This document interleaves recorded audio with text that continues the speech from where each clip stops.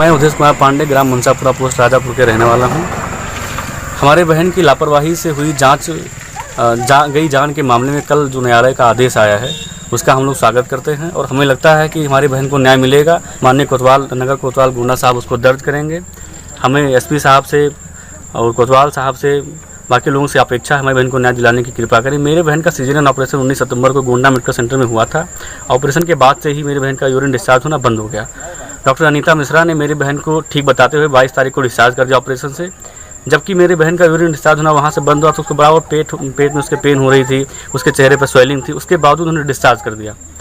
हम लोग अपने घर लेके आए, बार बार उनसे संपर्क करते रहे, इसको दिक्कत हुई, उन्होंने बिल्कुल ध्यान नहीं दिया।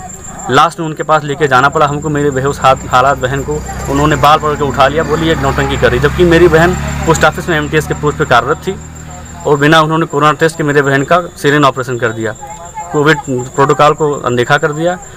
लास्ट में उन्होंने एक गोंडा के नर्सिंग होम में रेफ़र किया। हम लोग वहाँ से उनके पास लेके गए जहाँ रेफ़र किया गया था।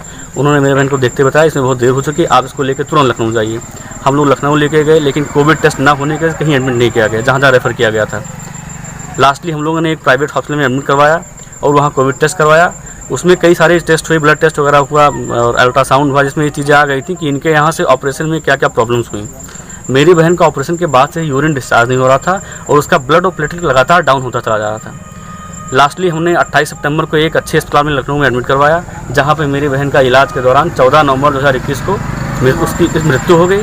मेरी बहन को इलाज के दौरान 12-15 बार डायलिसिस, 2-2 बार CPR, 20-25 यूनिट ब्लड ट्रांसफ्यूज किया गया, लेकिन यूरिन डिस्चार्ज 15 दिन तक यूरिन डिस्चार्ज ना होने की वजह से मेरी बहन का किडनी, हार्ट, लिवर, लंग्स सब डैमेज हो चुका था। और मेरी 26 साल की बहन जो एक मसाला भी नहीं खाती थी, उसके सारे मल्टी ऑर्गन फेलियर होने की वजह से सेप्टिक शॉक में चली गई और 14 नवंबर को एक्सपायर हो गई वो।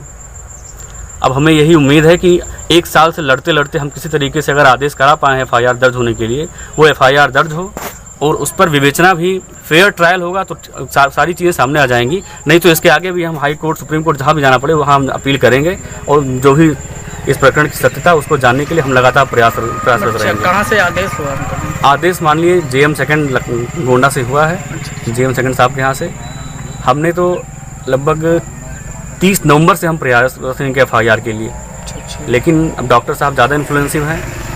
हमने उनसे हाल चाल के लिए फ़ोन किया, उन्होंने मेरे खिलाफ कंप्लेन कर दी। अच्छा, मेरे खिलाफ कंप्लेन किया गया कि अब मैंने उन्हें अपहरण फिरौती की धमकी दी है। मेरे पास थाने से फ़ोन कराया गया कि मैं शिकायत ना